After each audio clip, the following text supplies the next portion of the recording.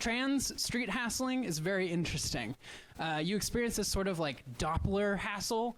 Like, I'll be biking down Clark in a neighborhood where this frequently happens. Let's call it Gumtown. I don't know. There's a soccer field there, if you will.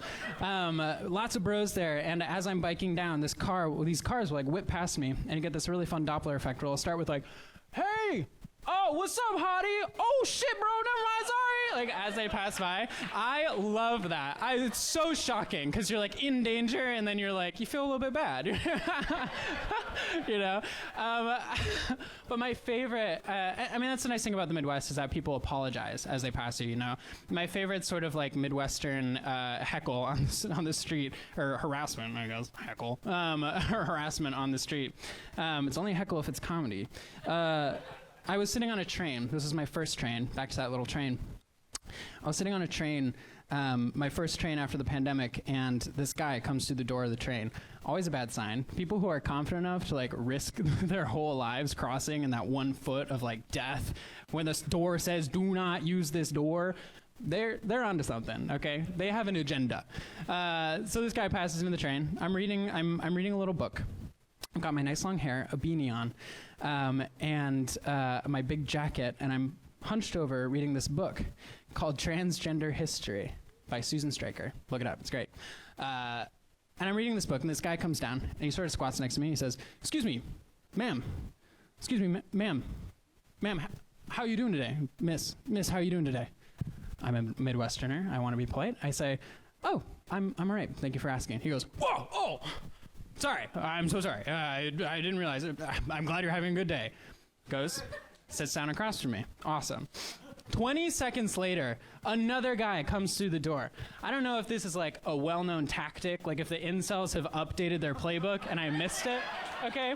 But this guy comes through the door and brilliantly walks up to me, sits down this time, big move, and says, "Excuse me, ma'am, how are you doing today, miss? Miss, how are you doing today?"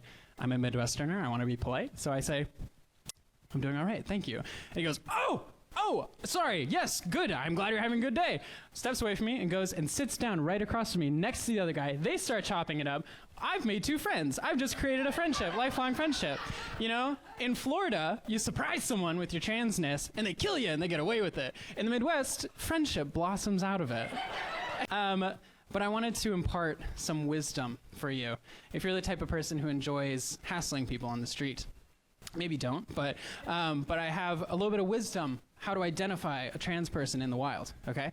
There's 3 tenets to this theory, and they all hold true because I've been doing this bit for like a month and a half now, and it just continues to affirm itself. Number 1, if they have a haircut or just generally look like a 12-year-old lesbian, first, maybe don't be talking to that person on the train, okay? Because it might be a 12-year-old lesbian.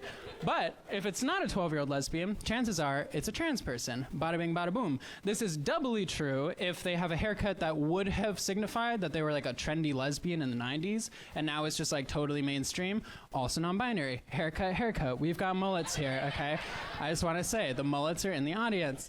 Number 2, this is one that I have noticed to be shockingly accurate. 3-letter names, all right? If someone has a 3-letter name, you barely need to ask if they're trans. Your girlfriend calls you Cat. I'm just waiting for the day when everyone calls you Cat.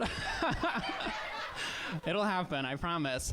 Yeah, if your name is Kaz, Kai, Kit, Kat, Tux, Max, Matt, we got a lot. I could just keep going. Joe is a fun wild card. Who knows with that one? Jay, I won't continue.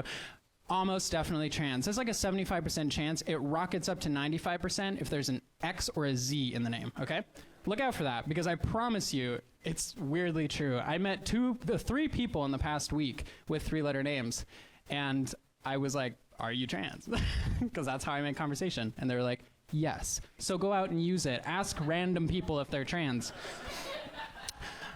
Tenet number 3, and this one is important and relatively simple. If they're reading a book called Transgender History, they're probably trans, okay? That is a done deal, 100% signifier. You don't need to dig deeper than that. You know what I'm saying? So those are my tips. Go out, harass trans people in public. Let me know how it goes.